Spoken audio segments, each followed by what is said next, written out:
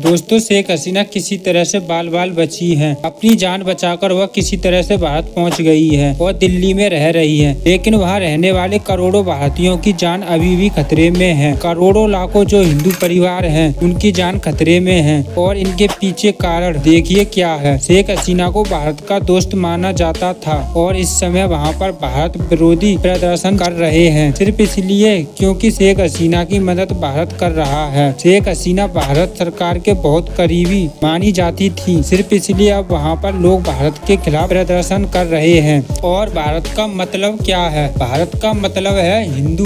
भारत के बहुत सारे हिंदू या बहुत सारे लोग रहने वाले हैं, वह भी उनके निशाने पर आ गए हैं। छात्र भी उनके निशाने पर आ गए हैं। और बड़ी बात यह है कि हमारी जो खुफिया एजेंसी के जो लोग होंगे या जो भारत से जुड़े हुए लोग, वो भी इस समय वहाँ बहुत खतरे में आ गए हैं। इसलिए भारत सरकार के सामने बहुत बड़ी चुनौती यह है कि वो इन इतनी बड़ी संख्या में रहने वाले वहाँ हिंदुओं को कैसे सुरक्षा मुहैया कराएंगे, कैसे वह बांग्लादेश की सेना पर इतना दबाव डालेंगे कि वहाँ पर किसी भी हिंदू के खिलाफ कोई भी कार्रवाई इस तरह की नहीं होनी चाहिए। और आज हम यह कहना चाहते हैं कि हम भारत के इन हिंदुओं को वहाँ हर कीमत पर बचाना ही होगा। अब आप यह देखिए कि जब हिंदुओं का इस तख्ता पलट से कोई लेना देना नहीं है, तो आखिर हिंदुओं को इसकी सजा क्यों मिल रही है? और छात्रों के इस आंदोलन में हिंदू के मंदिरों को क्यों नष्ट किया जा रहा है?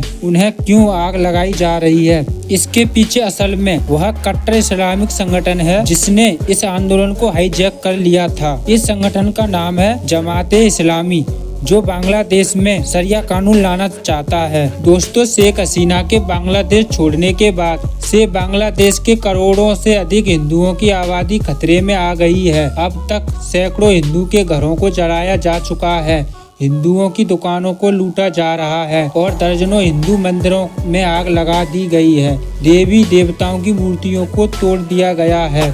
ऐसा लग रहा है कि बांग्लादेश की हिंदू आबादी और बांग्लादेश के जिहादियों के बीच शेख हसीना एक दीवार बनकर खड़ी थी और उनके जाते ही वह दीवार टूट गई और जिहादियों ने हिंदुओं पर धावा बोल दिया। बांग्लादेश के मशहूर हिंदू संगीतकार राहुल आनंद के घर आग लगा दी गई। ट्विटर ने सिर्फ कल में ऐसी 50 घटनाओं की डिटेल दी है जहां हिंदुओं के घरों, दुकानों और मंदिरों पर हमले किए गए थे। ये घटनाएं एक बड़ा सवाल खड़ा कर रही हैं कि अगर कुछ दिन पहले शुरू हुआ छात्र आंदोलन सच में रिजर्वेशन के खिलाफ था, अगर सच में लोगों का गुस्सा शेख हसीना को लेकर था, तो आज यह लोग हिंदुओं पर हमला क्यों कर रहे हैं? अब तो लगभग रिजर्वेशन भी खत्म हो चुका है, शेख हसीना भी देश छोड़कर जा चुकी हैं। तो फिर ये हिंदुओं पर, हिंदुओं के घरों पर, हिंदुओं के मंदिरों पर हमला करके किस बात का गुस्सा निकाल रहे हैं? आंदोलन करने वाले ज्यादातर लोग छात्र ही नहीं,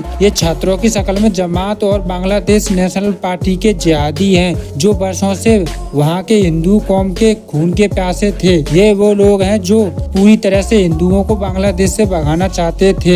ये वो लोग हैं जो हिंदुओं की दुकानों और मकानों पर कब्जा करना चाहते थे। ये वो लोग हैं जिन्होंने सेकुलर वैल्यूज पर बने बांग्लादेश को इस्लामिक स्टेट बनाने के लिए मुजीबर रहमान की हत्या कर दी थी।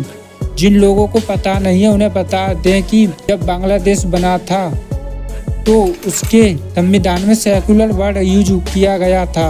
अगर मुजीबर रहमान की हत्या के बाद संविधान में सेकुलर शब्द की जगह इस्लामिक स्टेट शब्द डाल दिया गया और आज शेख हसीना देश की पीएम नहीं रही है, पुलिस और आर्मी की तरफ से इनको भी फ्री हैंड मिल गया है, तो ये लोग फिर से हिंदुओं पर हमला करने लग गए हैं।